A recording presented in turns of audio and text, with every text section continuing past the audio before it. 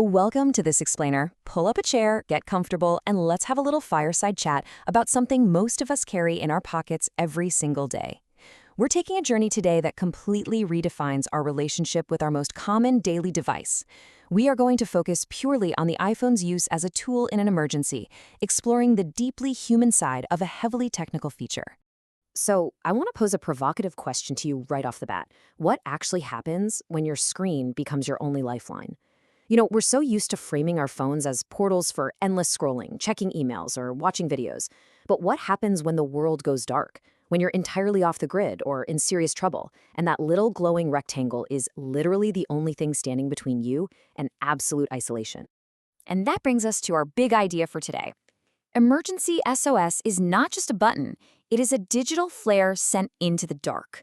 We really need to start thinking of this feature as a powerful mechanism capable of cutting through the wilderness, whether that's literal or metaphorical, when you need help fast. It's all about transforming a device of daily distraction into a critical survival tool. Act 1. The context. To really understand the mechanics here, we first need to lay the groundwork and look at the core philosophy behind why we carry these devices everywhere, from the grocery store to the deepest hiking trails.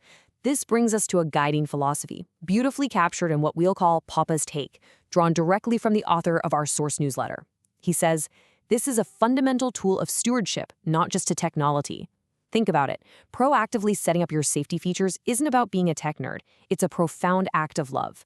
It's about taking responsibility for your own safety and the peace of mind of those who love you. Let's humanize this technology for a second.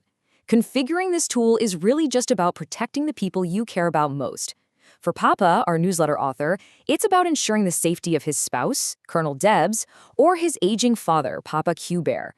When you set up Emergency SOS, you are weaving a digital safety net for your own Colonel Debs and Papa Q Bear. It's a deeply personal thing. Act 2, the tension. Now we're going to objectively explore the evolving mechanics, the actual science, and the very real limitations of this technology. Because as powerful as it is, it's absolutely crucial to understand exactly how it works under pressure. The most important point is knowing how to trigger the alarm. Modern iPhones give you two main methods. You can use hold and release, which is pressing and holding the side button and either volume button until the emergency slider appears and the countdown finishes. Or you can enable the 5 presses method, where you rapidly click the side button 5 times to start the countdown. Oh, and if you're in India, it's 3 quick presses. This whole system is designed to be triggered purely by feel, without even having to look at your screen. But there's this hidden layer to the feature that is absolutely fascinating. Triggering Emergency SOS initiates what is unofficially called cop mode. The exact moment you activate it, your phone instantly disables Touch ID and Face ID. It demands your physical passcode to unlock again.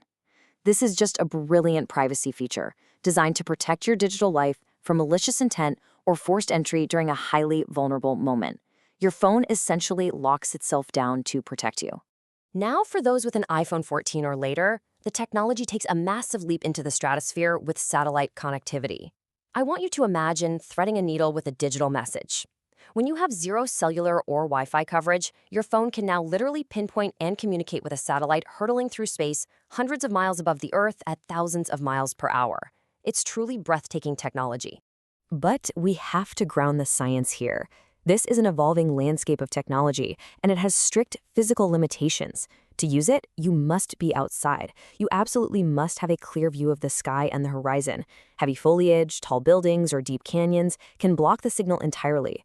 It proves the tech is incredibly powerful, for sure, but it is not magic. You really have to follow the on-screen prompts to point your phone directly at that invisible satellite. Act 3. The connection.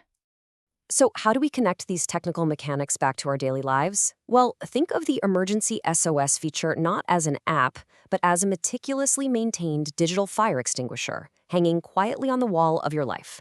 The moment you pull the pin and your emergency call ends, an invisible thread deploys, creating an escalating safety net. Within seconds, biometrics are disabled. Then, text messages are automatically fired off to your chosen emergency contacts, notifying them that you've called for help. Finally, live location tracking begins, quietly updating people like your Colonel Debs with your exact coordinates as they change in real time. What's even more remarkable is that on supported models, this invisible net can actually cast itself automatically.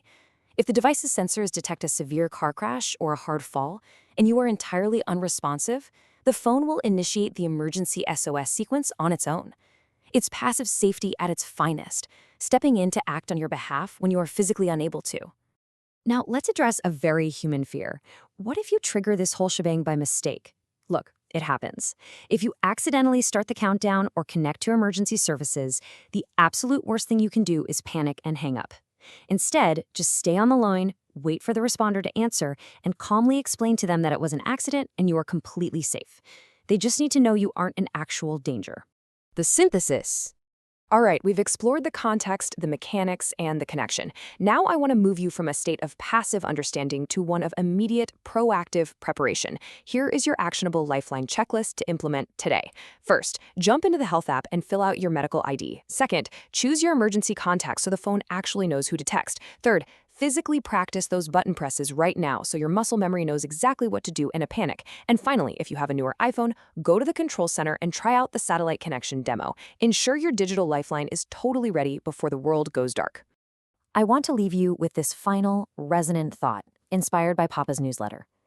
Technology serves humanity best in our most vulnerable moments. This device sitting in your pocket is so much more than a screen. It's a lifeline waiting to be prepared. So I challenge you. Grab your phone, go to your settings, and prepare your lifeline right now.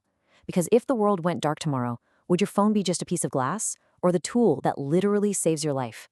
Thank you so much for joining me on this explainer today. Stay safe out there, and I'll see you next time.